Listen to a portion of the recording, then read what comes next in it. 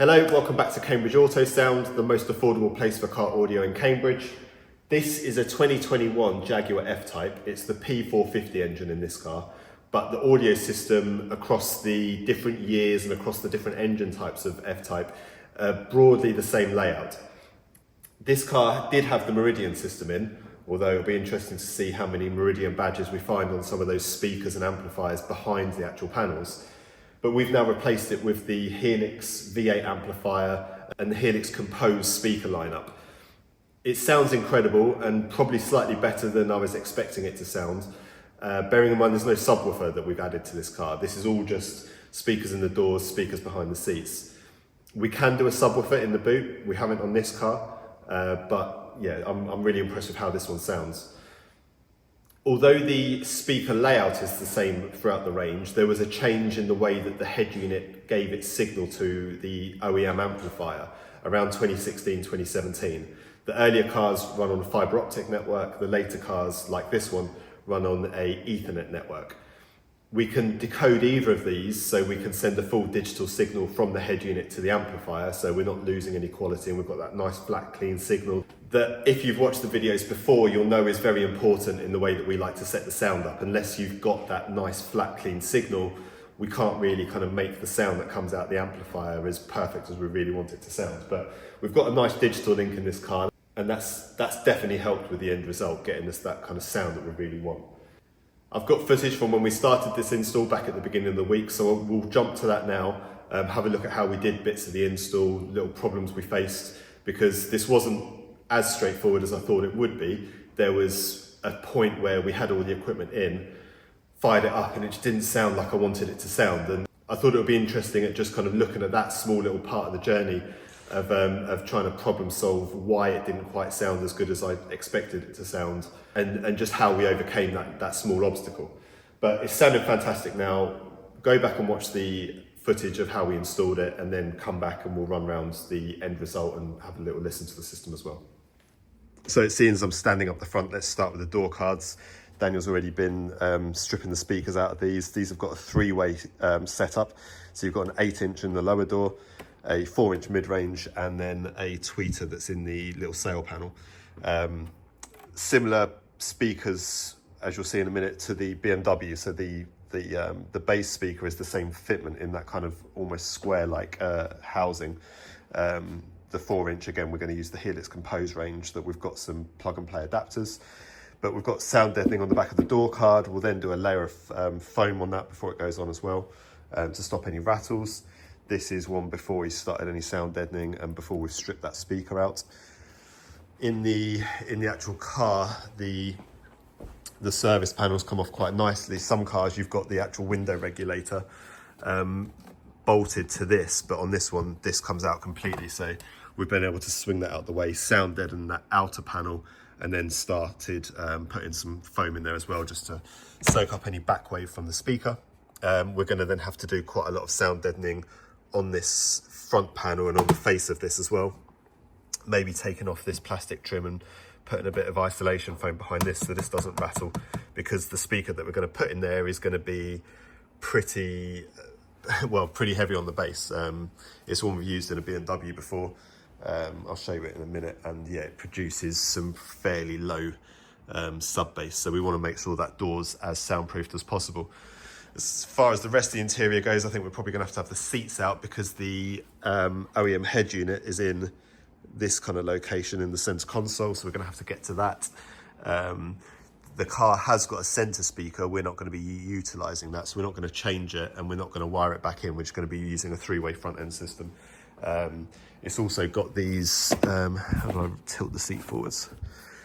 I'll put some B-roll in, but it's got some speakers behind the seats that in the factory setup, I think they were designed as subwoofers, but as I'll show you later, they're not in an enclosure at all, just playing into free air, and they didn't really produce any bass, so we're not going to muck around with those. In the boot, again, we've got to take all the trims out, do a lot of sound deadening. We're doing some like road noise sound deadening for him, so once all these trims are out, you can get access to those wheel arches. This door, we haven't started any sound deadening yet, and this is where you can start to see that you'll probably recognize that shape of frame from BMW. So yeah, that's gonna be nice and easy to change, because yet again we're using the Helix Compose lineup. So this is the speaker that's out of that passenger door. Looks identical to the kind of thing you'd get under seats in a BMW, which is good because that means we can then use the BMW adapter from Audiotec Fischer and then either of these 8-inch speakers. So this is what I'd like to put in it. This is from the i5 range, the kind of middle range of the Compose speakers. But this is specifically designed as a kind of, well, it's like a mini subwoofer really. I was very impressed with how these played in the 3 Series we did last week. Dug super deep, like it's probably one of the lowest hitting speakers I've heard in an underseat location in a BMW. So that was really impressive. But if that is too much bass and it creates too much rattle, we've also got these, a more typical kind of shaped speaker. They haven't got anywhere near as much excursion on the cone, so it's not going to produce the same amount of bass. But this might integrate nicer into the 4-inch and into the tweeter. So we're going to see what it sounds like with either of these speakers. If this creates too much bass, too much rattle, then we'll go for these ones. If this doesn't integrate nicely with the 4-inch and kind of give you that nice flat response that you're looking for, then again, we'll go for this and then maybe talk about putting a subwoofer in the boot. But from what I've heard of this speaker, this is going to perform superbly if we can tame all the rattles. In terms of that mid-range, this was the mid-range that's out of the passenger side. Again, this is the Meridian system, but it's not going to say Meridian anywhere on this speaker, I can guarantee you that. It says Meridian on the door cards, but I bet it won't even say Meridian on the amplifier. I know the head unit is a Harman manufactured head unit, so the only bit of the Meridian system you're getting is maybe a little bit of tuning on the amplifier and some badges. But this is the Helix Compose that's going in. This is in the Jaguar twist-in adapter already, so that's the same mounting point, so we don't have to do any modification to the car. This is the i5 tweeter that's going to go in there. We've used that with good success in the BMWs as well. And then the brains of the system is the Helix V8. Again, amplifier we've used before. There's one of these going into the 964. Brilliant 8-channel amplifier with a 10-channel DSP because it's got 2 outputs that you can use for subwoofers or center channel, whatever you want to use those for really. But that's got to get located in the boot somewhere as well. In terms of the integration, I've got this Tuning Solutions box because what I was saying earlier, the pre-2017 cars, they are most fibre optic. So from the head unit, which like I said is located behind that middle section there, and I think the stock amplifier is behind the boot in this area somewhere. That will then normally have a fibre optic link from the head unit to the amplifier. In the post-2017 cars, which this is a 2021 car, it's Ethernet. And up until recently, they've been very difficult to tap into and then get that clean signal into the amplifier. But with this unit, fingers crossed, it says that it will work with this car, and then this will give us a Toslink SPDIF digital optical output that then goes into the DSP. So we get a nice clean 2-channel input left and right, and then we can split that between the tweeters, the mids, the woofers and the rears. That's how it should work. It should, like I say, it will be a bit of an experiment. I don't think anyone, well, I haven't seen anyone use one of these on a Jaguar yet, but I know it works on all the Land Rover systems, which are a very similar Meridian system to these Jaguars. So you'll probably join me in later in the week when I'm either jumping up and down with joy or slightly cursing the situation because it didn't work. And a little Monday evening update. Now we've got a bit more of the car stripped apart. So with all the boot trims out, we found where the OEM amp was. I've got the amp just on my desk, which I'll show you in a minute, but it was behind this bracket, which then twists out so you can get to the wires. The good news is we've got the Ethernet connection through to that Jaguar amplifier, so our Tuning Solutions box will go into there and give us that fibre optic signal that we wanted. The bad news is you can't get a plug and play adapter to integrate back into the factory wiring. So I've started doing a couple of beep tests and continuity tests. So that's the front left low, for instance. I'll go through the rest of these tomorrow, but we'll be able to pick up each of the speaker wires here, so we don't need to run new wires into the front of the car. And the good thing is that it was already wired actively, so the tweeter, the mid and the mid bass had their own individual wires. But in terms of then just plugging a nice loom on like you can with the Mercedes, the BMWs, the Porsches, I haven't yet been able to find anything that will just plug straight into this. I've ordered a couple of female plugs that will hopefully work, but then we're going to have to pin them all out and run the wires to those ourselves. But we'll sort that bit out. This was the Meridian amplifier with 0 Meridian labels or stamps on it. So I'm not too sure which part of that is Meridian, but there we go.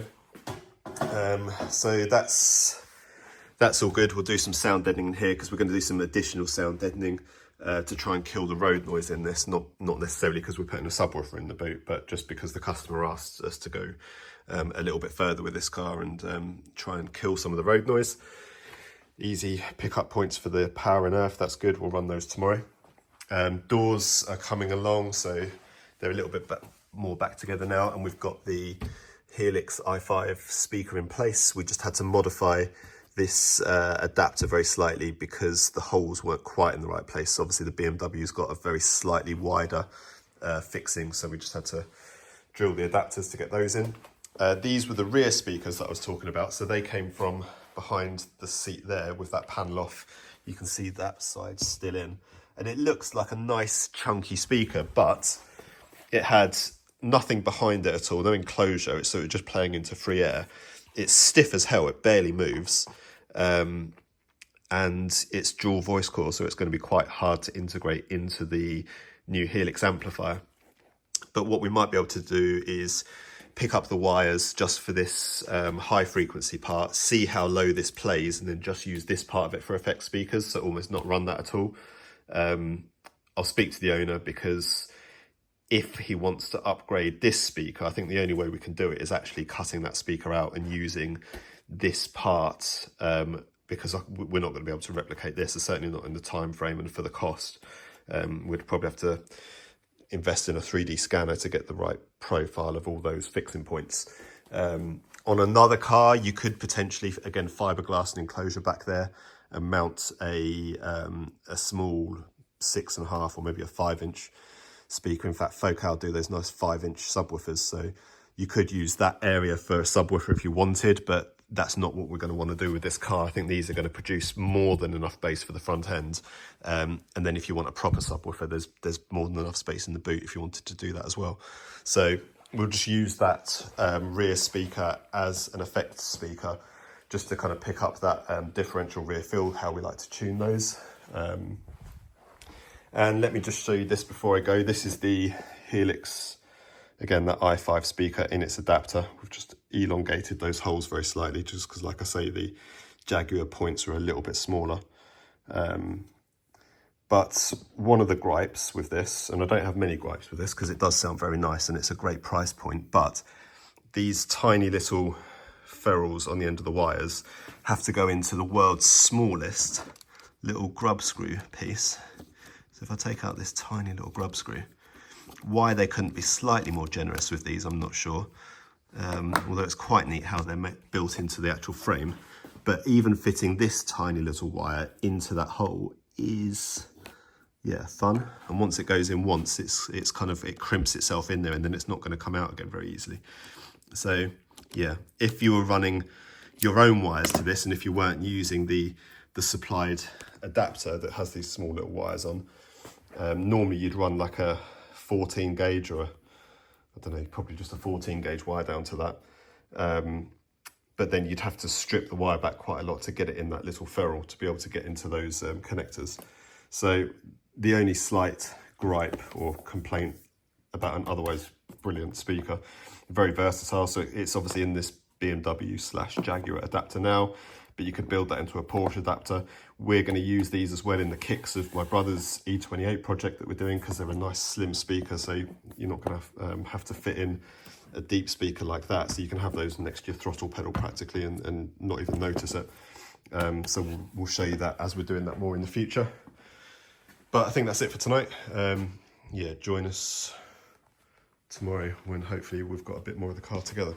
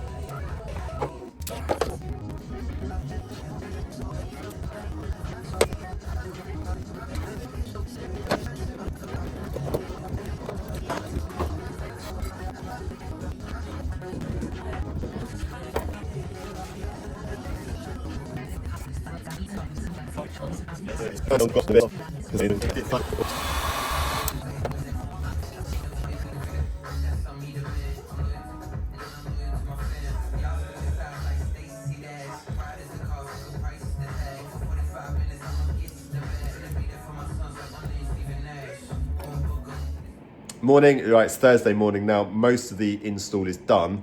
The boot's still parked. We've got to finish some sound deadening in the boot.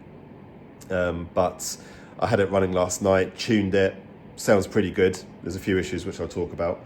But we've had all of the front interior out, so the seats, the carpets, sound deadened all the floors, up the rear firewall, and then we're going to do more sound deadening on this side of the firewall in the boot.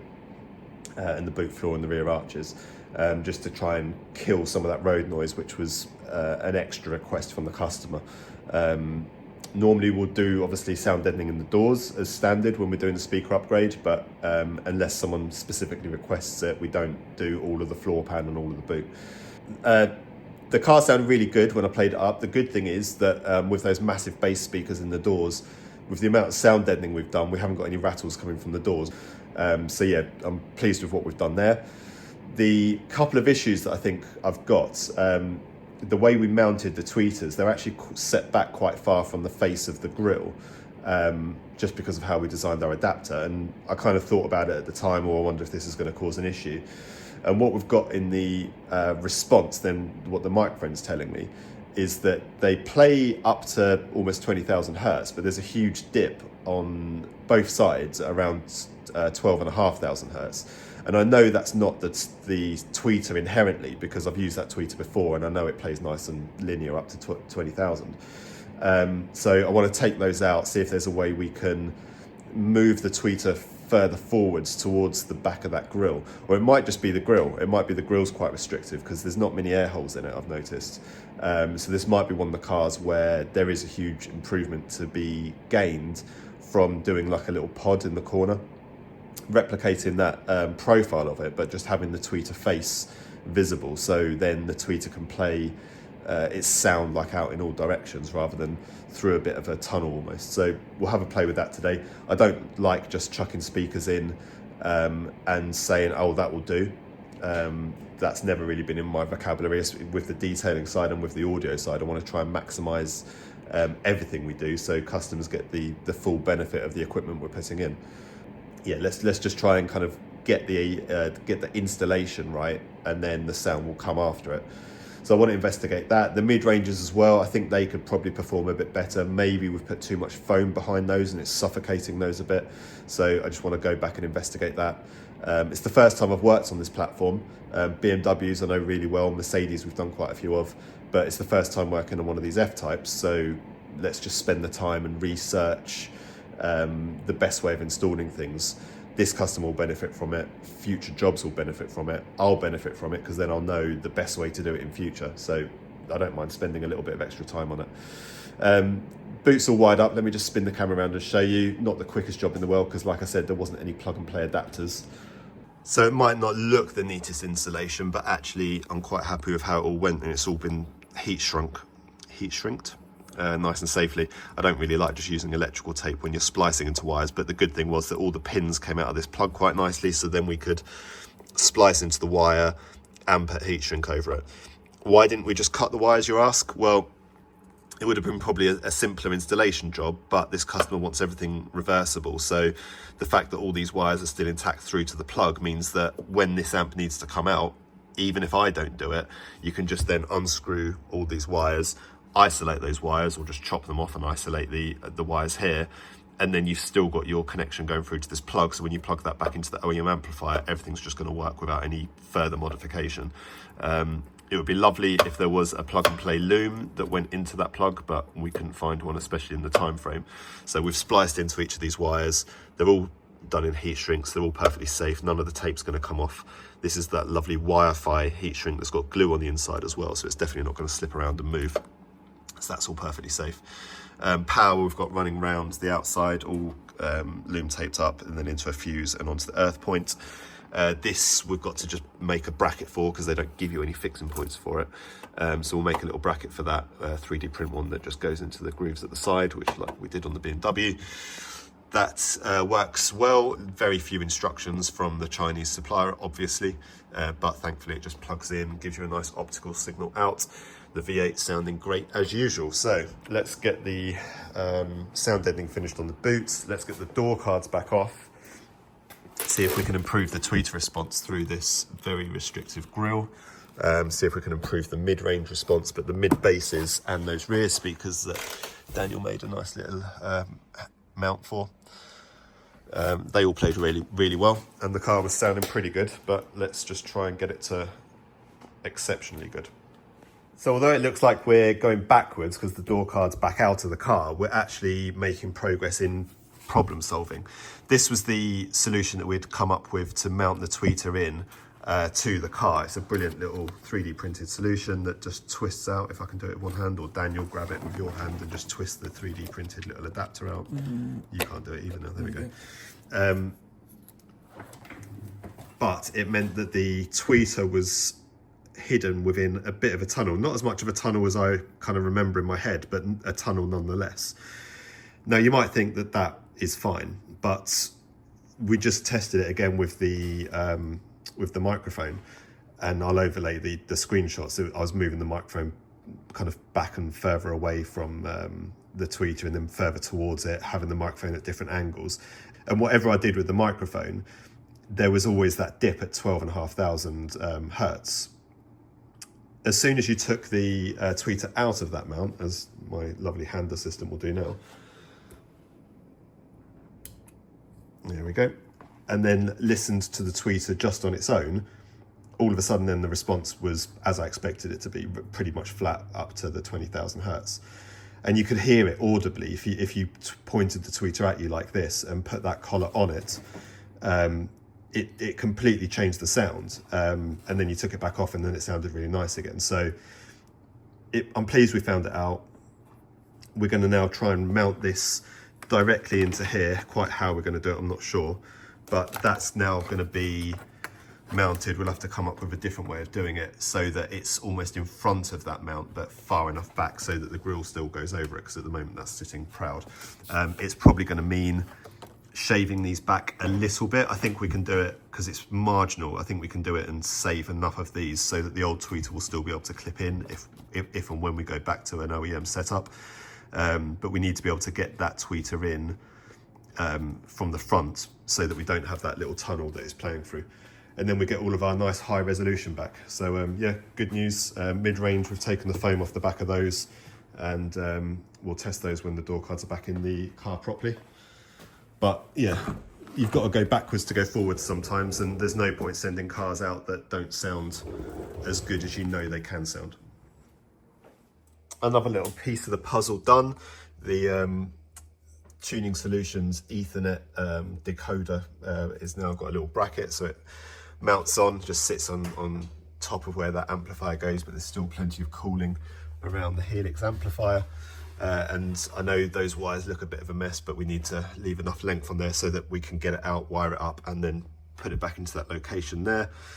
I'll show a little video of that, but yeah, very happy with how that's gone. Tweeters, even happier, because we've now got a tweeter in the right place. So before it was in that other tunnel-like adapter mounted from behind, now it's going in. We still haven't used any hot glue, it's rigid as hell. This is the little adapter that Daniel came up with, that then the tweeter literally just kind of friction fits into. It's very tight, which is what you want. Edit point.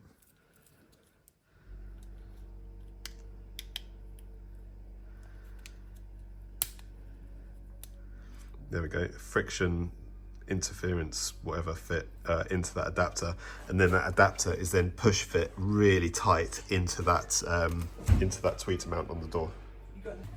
Obviously then the little grille, which isn't the most ideal in terms of high frequency, but I don't think that was the limiting factor. I think it was that that little first tunnel-like adapter we did. But this just then fits on, he says, trying to do it with one hand. There we go, bing. So that fits on over the face of that tweeter, and we've still actually left the, let's just look at this. That's it from the back, it's just push fit in. Goes really nicely, and we had to shave those tabs off very slightly, but there is enough of the original tabs on there that the original tweeters do still twist fit back into location, should we need to. So excellent, that's going to sound a lot better. I'm glad we spent the time doing it. And again, we've got it on file now, so at least we know for the future that we can use these ones and not the previous ones that we did. So boot back together, doors back on, and it's pretty much there.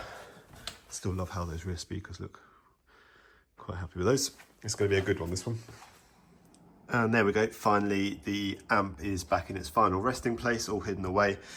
Kind of a shame that you can't see it because it's a nice looking amp, these Helix amps. But that's the OEM location. Door cards are back on with their tweeters in their new place, and that's from the other side, so you can then see where it's just stacked with the Tuning Solutions box on top of it. All the wires, again, wish we could tidy them up a little bit, but I think that's just me being a bit obsessive because you can't see those and they're all secured, nothing's going to rattle, so good. A few more boot panels to put back in and final tuning, and then we can have a quick chat about the spec of this system and what we can do on other cars.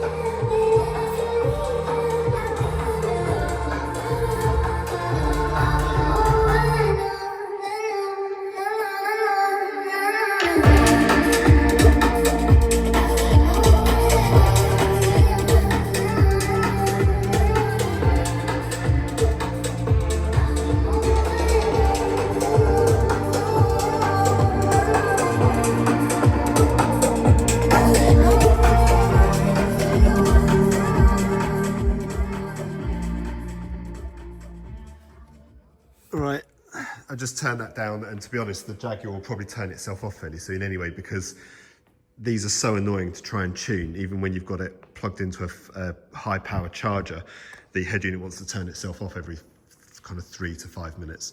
If anyone knows how to make it stop doing that, let me know, but we were having to tune it with the car running, then turn it off and turn it back on again, etc. Anyway, it's working now and it sounds fantastic. I'll sit in the car and do another little audio demo in a minute.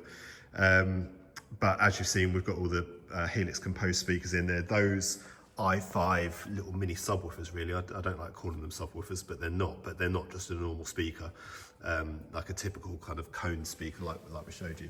But yeah, they play really well. And actually very little rattle and resonance from the door. Now it's all back together and all the fixings are in. And one of the things I noticed earlier when my brother was sitting in there listening to it as well, with the door closed, very little noise from the outside. I mean, I know from experience my BMW, when all the doors are closed, you can still hear the overall noise on the outside quite a lot. This does a really good job of damping all of the high frequency and mid frequency. Of course, you can hear a bit of the bass, but then as soon as you open the door, it's like someone's kind of turned it from volume 5 up to volume 50. It's like a huge then kind of difference with the door open and closed. So that's nice that you can listen to your music at quite high levels without disturbing the neighbours or people thinking you're an idiot who drive down the street. We have done a lot of sound deadening on this car, so we've had to so that the doors can withstand the amount of bass they're now providing. So as you can see, there's sound deadening on the outer metal skin, on then the middle kind of panel. There you go, there's the car beeping, saying it's going to turn itself off, and it has.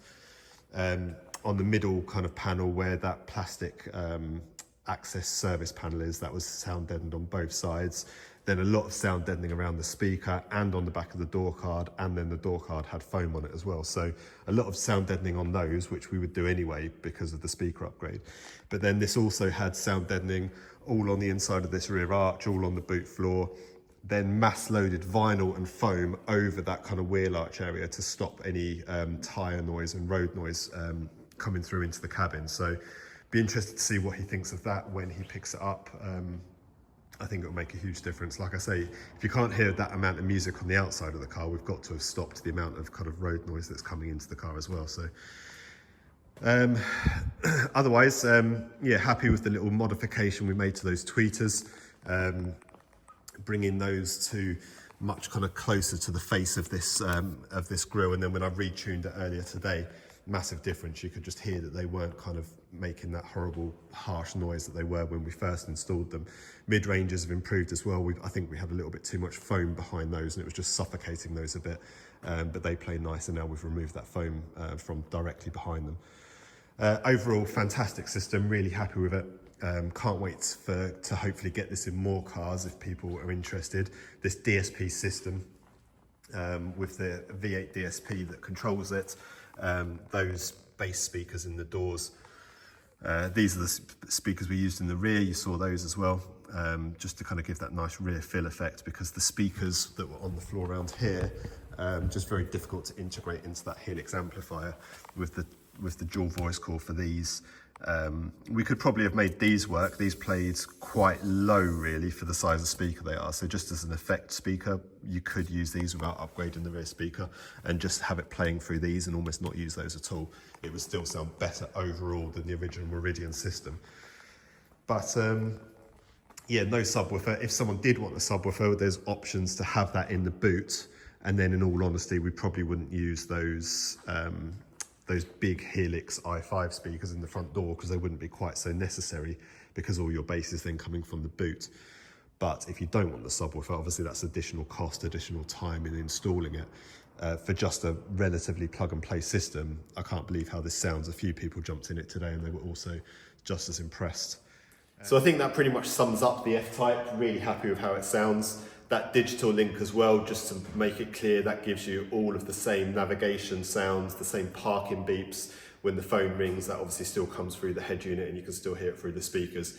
But it just means that we've got rid of that Meridian amplifier with the processing that they do. When I say Meridian amplifier, there was obviously no Meridian badges on it at all.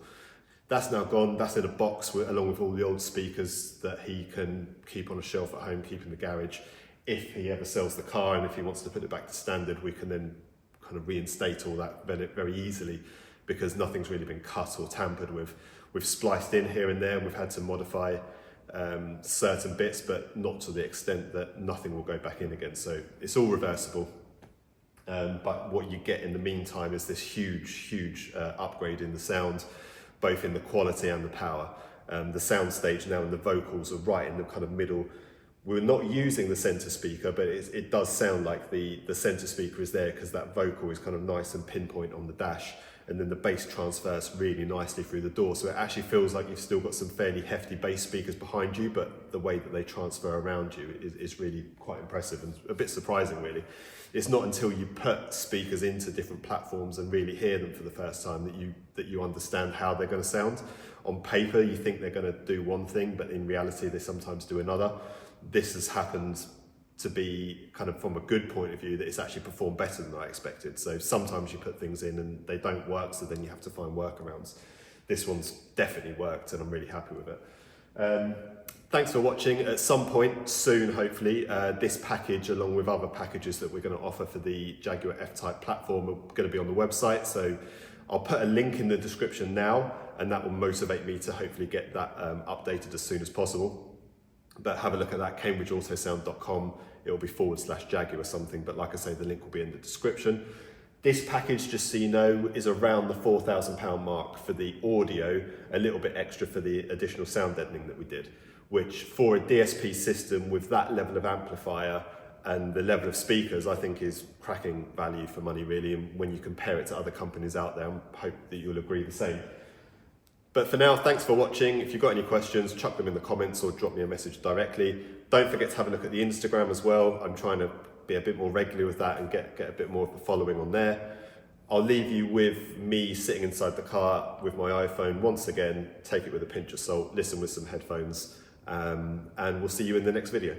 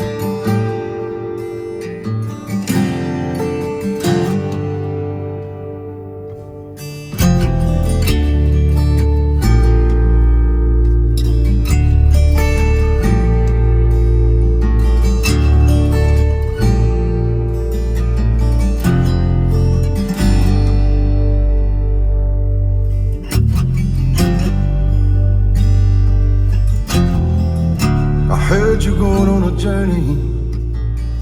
Your route is laid out plain. Going where the sun shines every day. No more heartache, no more pain.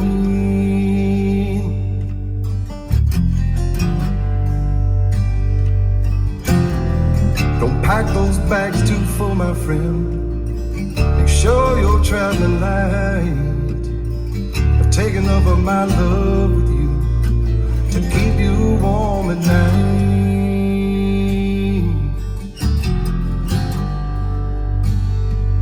I could be singing this song long after you're gone.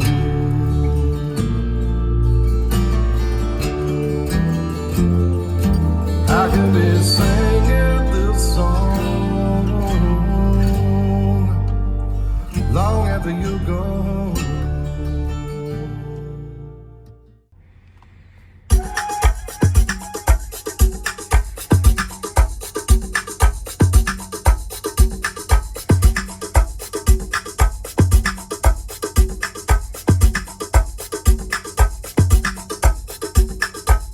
Open the fire, play the bed, to let them know. No finish you, no finish you. Man, no fit tire, every day I'm on the road. No limit you, no limit you. This now so good, you done them for you. Many things we can do, to the having to you. You wire for you. Tonight I've been dancing at the bed away. You la ba, give me your hand.